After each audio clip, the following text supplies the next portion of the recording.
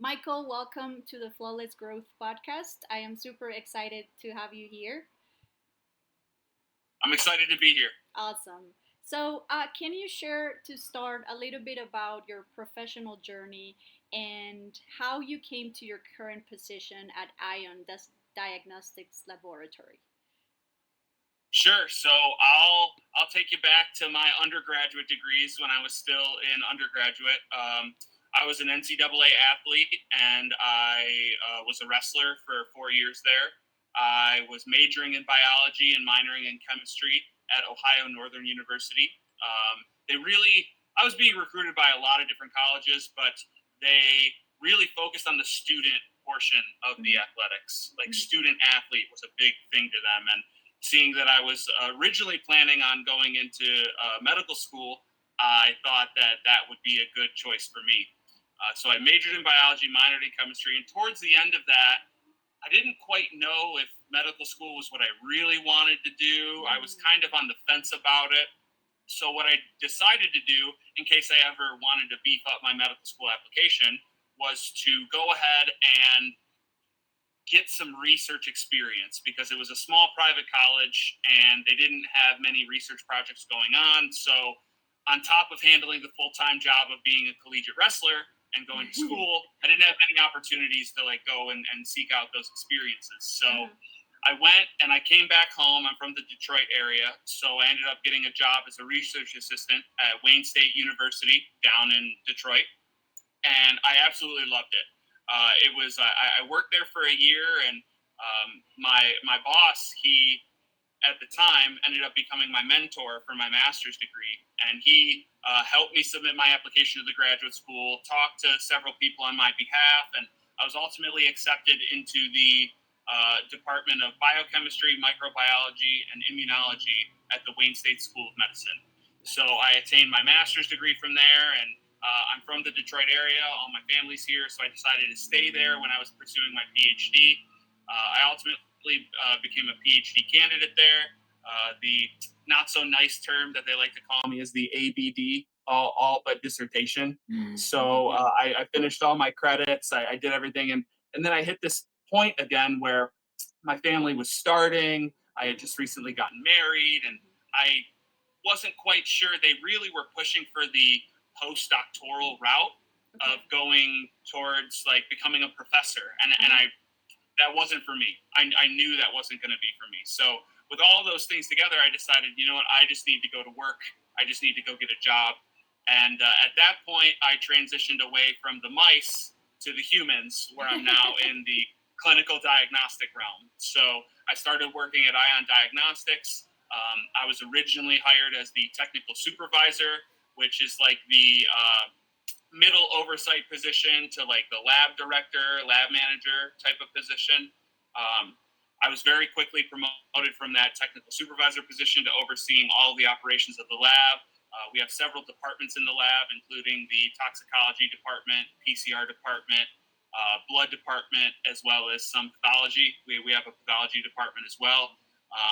And then when I was in that laboratory manager role, I was fielding a lot of questions from clients about results and what about this test and how can we incorporate this into our report. And they now like me to call them their business partners. My business partners, the owners of the lab, they saw that I was very good at not only scientific communication, but framing things in the right way and meeting all of the client needs. So I then received another promotion there, and I'm now the sales manager of ION Diagnostics. So a little more science adjacent, but now more client interfacing.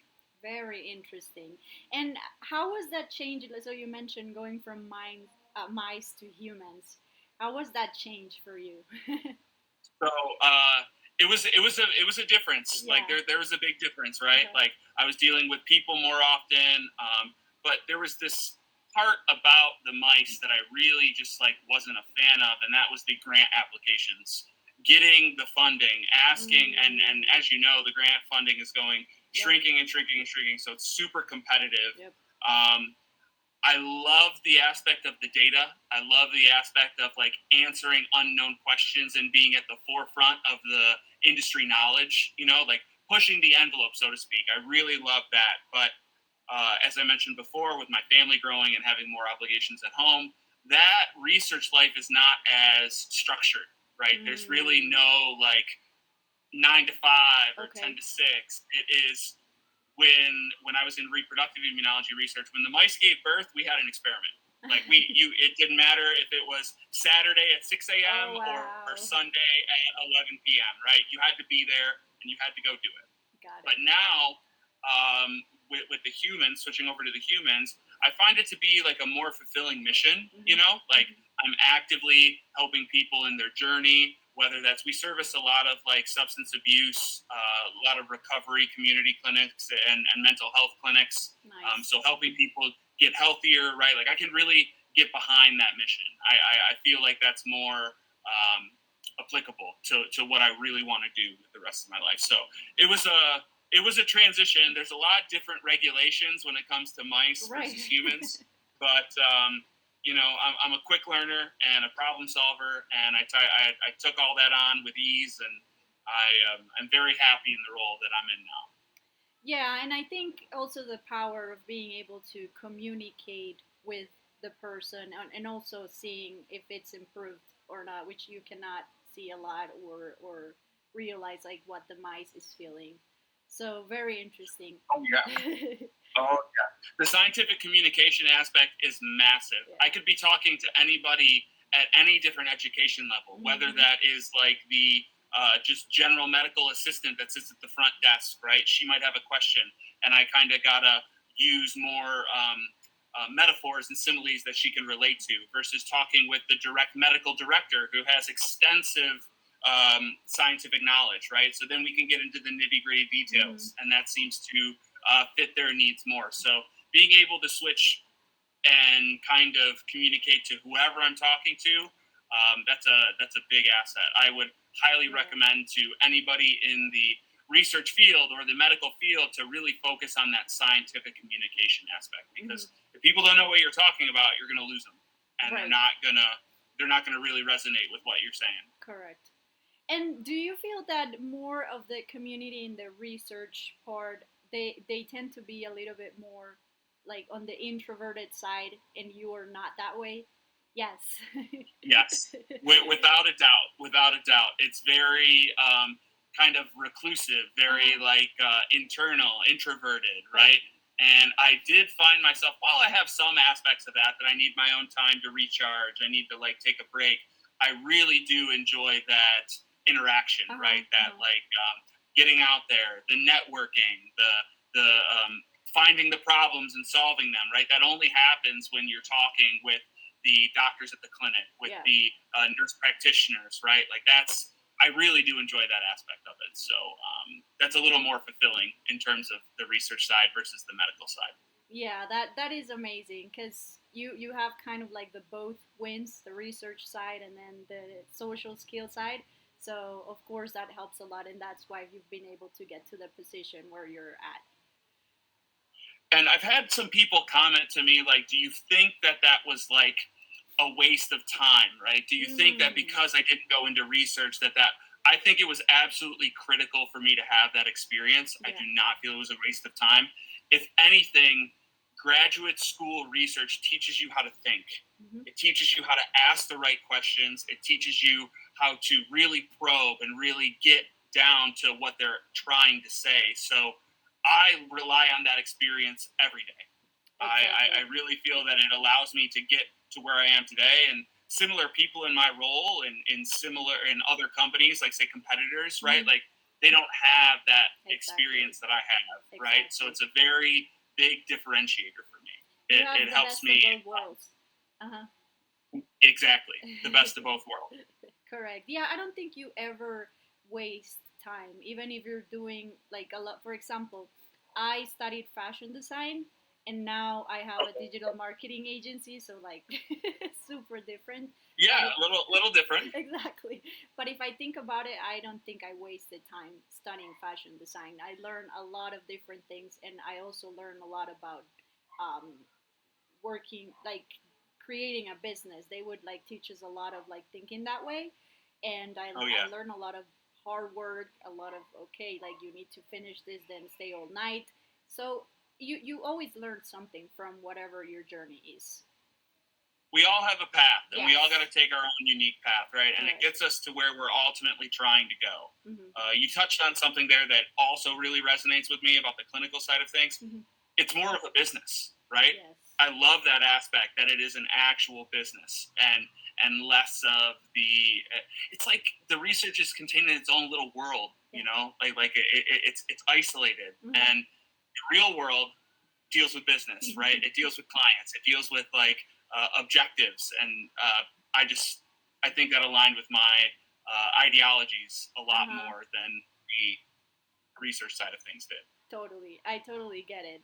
And okay, so you mentioned a little bit about your first boss, I think, being a mentor for you. Absolutely. Okay, is there any specific moment that you remember a lot from him, or how he guided you? Oh, he still guides me Oh, to this nice. day. I still keep in touch with him to this day. Okay. Occasionally, he'll ask me, "Hey, do you remember where you stored these samples in the like liquid nitrogen or in the -80 freezer?" Uh-huh. And I'll call him up and I'll tell him, like, "Yeah, they should be up in the second shelf, all the way to the left." He's like, "Okay, I got them. Great, right?" Nice. But one of the things that really he like sat down and helped me with was the thought process of asking the right research questions. And if we had an objective of like, okay, this is the data we're trying to get, he taught me how to retroactively think back to ask the right questions, right? So this is the initial question we have to do. This is the preliminary data, and then we work towards our ultimate goal, right? Like this is our hypothesis. How do we get there? And so that transitions to like in the clinic. Okay, we have this problem with the machine, right? What's going on with the machine? And then it allows you to diagnose it and take it back. And I find that a lot of the technicians and supervisors that I used to oversee, when they didn't go to graduate school, they didn't really have that correct line of thinking. Okay. Mm-hmm. And I think that was the biggest benefit that he gave to me. He is a very, very well educated man. He went to Cornell for his PhD. Wow. And I learned a lot from the meetings that he brought me into, and still communicating with him to this day. I can still call him up and pick his brain. And Dr. Chen, if you're listening, I thank you for everything you did for me. That was a fantastic experience. I love it. There's always some angels in our journey. Of course. Yeah. Of course. And I love what you're saying, because I've learned this a lot too, that bad questions always led to bad answers. So it's very, very important to make sure that you're asking the right question, and it's hard, and it's something that we all have to like think a lot on. And one of the things when I'm asking questions, because I find it so important, if you're not asking questions, I don't feel like you're really learning, right? Like you have to ask the right questions if you want to learn. And I'm on a constant journey of continual education. Even though I'm no longer in graduate school, I'm constantly trying to learn. Yeah. So whenever I go to a conference or a seminar, I think to myself, one of the thoughts that Dr. Chen asked me is this like a personal ego question, or is this a question that everybody will benefit from, right? And that's the filter that I use before I ever raise my hand, before I ever ask the real question. I want to make sure it's something that everybody in the room will actively benefit from. Wow. And the opportunities that have come from that are just amazing, right? Like I asked a couple questions at a conference that I went to. There was somebody at the from the Detroit Rotary Club that was there. Loved my questions, loved how I had to say. They invited me to be a guest speaker. Wow. I went to a conference in Pittsburgh, Pennsylvania. It was the Lab Manager Leadership Summit 2025. I asked so many good questions at that conference, and had so many people come up to me and want to like ask me about my thought process for those questions, that they invited me to be a speaker at the 2026 Lab Manager Summit because I had good insight. So if you ask the right questions, opportunities will fall in front of you. I love it. And even not just for the professional life, but also that's a very good a question to ask yourself for personal life as well. Is this an ego question, or is this also going to benefit everybody around me? That's very beautiful. Of course, of course. Okay. And Michael, what does a typical day look like for you? A typical day when I was in the lab manager role, or the typical day when I'm now in the sales manager Okay, role? let's do Because sales because it's they're now two different, very different things. two very different days. Yeah. Yes. So we'll go with the lab manager one first. Okay. And it was more of like a designated director, right? I don't have the lab director license, but they're only required to visit a couple times a year, so they're more absent, if you will. So when I was the quote unquote lab director / lab manager, it was first thing I do every day was I go over emails. I like to limit the amount of time that I'm checking my email because I can't just be bogged down with that. So the first thing I would do every day when I got into the lab is I would check my emails. And then I would make my rounds. I would go to each individual department. First, the accessioning department, which helps with the intake of patient samples. So that's going to be like putting them into the system and making sure they do a lot of compliance checks, right? I make my rounds to every department to make sure that there's no immediate problems. There's nothing that they immediately need. And if there is, no task was below me. So I would do anything that they needed help with in the immediate future, right? Then I would go, our main department, our expertise is in toxicology testing. So like urine drug screenings, liquid chromatography, mass spectrometry, confirmation testing. We do all that in-house. So I am going to make sure that all the machines are running properly, right? Because turnaround time to these doctors is extremely important. They want their results and they want them yesterday. So any machine downtime that we have affects the turnaround time. So I'm making sure that they have enough supplies to make sure that if a part, mechanical failures happen, right? Like they're machines. Just like when you never know if your water pump is going to go out on your vehicle. Right. Sometimes you don't know if a pump is going to go out in a mass spec. So I want to make sure that we have adequate stock because I'm big on self-reliance. Although we have preventative maintenance contracts, sometimes it takes them a day or two to get out to your location, and I want to be able to solve that immediately. So I was raised by a mechanical engineer, although I'm now a scientist, and I think that experience from my father was roll your sleeves up, get your hands dirty, get in there, and you can fix that machine, right? And that was another critical asset. So once I made all my rounds with the actual departments, processing the samples, making sure that results were being released in an expeditious fashion, I would then go to the client services department in our administrative suite. We have a couple different buildings, suites within the same building. And that is where I kind of blossomed into the role I am now, because the client services, they would field all of the questions or all of the complaints, and then I would dedicate as much time as was needed to make sure that they were happy, to make sure that they fully understood what was going on. Ultimately, because I was good at that scientific communication aspect, we started implementing this. It's kind of antiquated, but people have since stopped doing it. It was more of a practice in the 80s for business.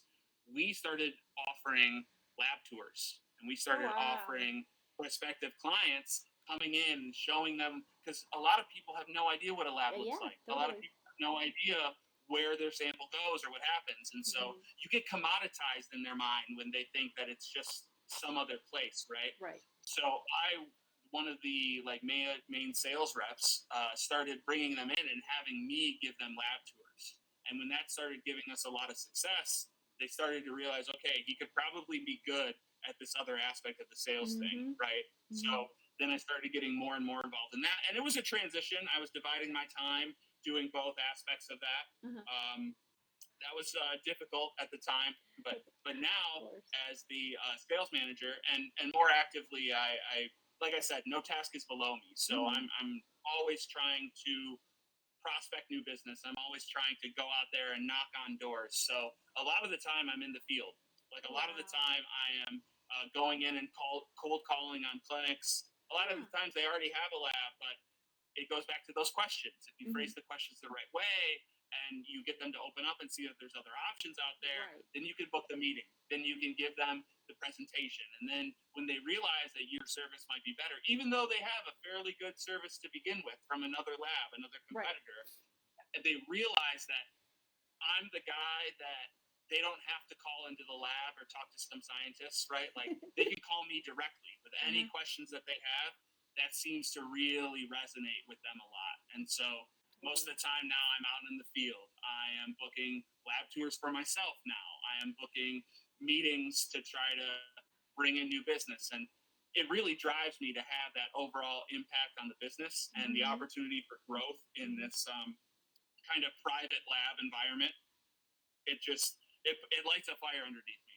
I wake up every morning ready to go, and That is awesome. It's fantastic. So there's no set schedule in terms of like the sales side of things now, okay, right? I find a lot of times clinics will shut down from noon to 1 for lunch. Like they'll close the door, they'll lock the door, no one will be there. So that's now when I catch up on my emails. That's now when I catch up on the other tasks. And I still, because I'm an asset, because I had the management experience within the lab, they still regularly call me. Hey, there's an issue with this, or hey, we have this type of question. So I still go in. I still help them out when need. I still fix machines if they need me to. Right? Whatever's critical, whatever is critical, whatever the bottleneck is, I want to be the problem solver. I want to be the person that goes in and that they can rely on and solve the issue. So I hope I answered your question there. I feel like I might have rambled a little bit. No, totally. And I think that mentality is what has helped you grow so much, because I see a lot of people that might just think, okay, this is not part of my job. Like, I don't have to fix a machine. Like, the people that know are gonna come in 2 days, so it's their problem. But you doing that, of course, like whoever's above you appreciates that 100%, and they're going to definitely give you, I don't know, like give you like a gift out of that. Of course, you always have to. It's for sure a gift. The opportunities that have come from that, not only do they recognize, and I appreciate that they recognize the initiative it takes to do that, but it's also having an impact on the bottom line. If they don't have to pay for a service call, if they can say, okay, Michael's got this machine handled, I don't have to have this preventative maintenance like service contract. Right. That's a big chunk of money for us. Yep. So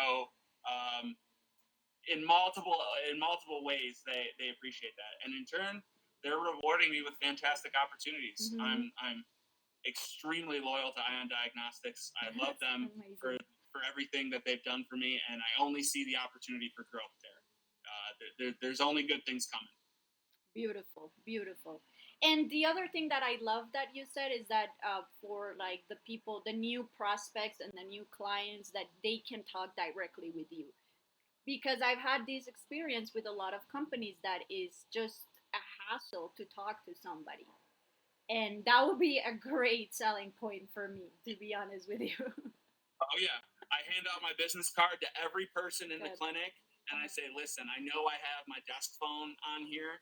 Call my cell phone, right? Anytime. And I've had a lot of places are like, really? You want me to call your cell phone? Yes. That is the easiest way you're going to get a hold of me, right? I check my emails a couple times a day because, matter of fact, it's really usually not a good ROI activity to be checking your emails, right? Like I want to be spending as much time as I can with that. Yeah. But if I can answer a phone call real quick, it doesn't matter if I'm driving. It doesn't matter if I'm out in the field somewhere. I can address that problem, solve it, and then move on back to my original plan for the day. So I implore people to just please contact me on my cell phone. It's the best way to get a hold of me.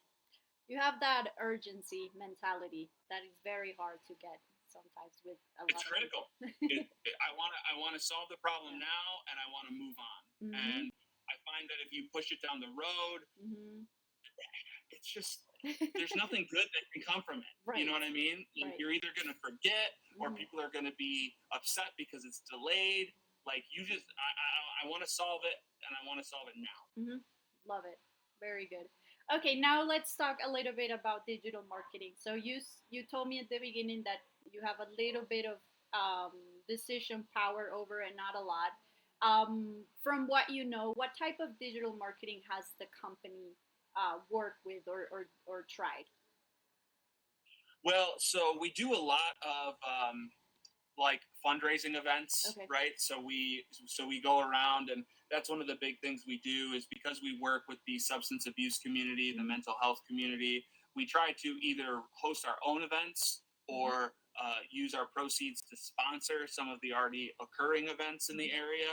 And that's like statewide in Michigan, right? Like it's a big problem everywhere. Okay. Yeah. We're mostly focused in the state of Michigan, Mm-hmm. but not only are we invested in that mission, but it also provides fantastic networking opportunities Mm-hmm. when you are involved in those type of events, right? Yeah.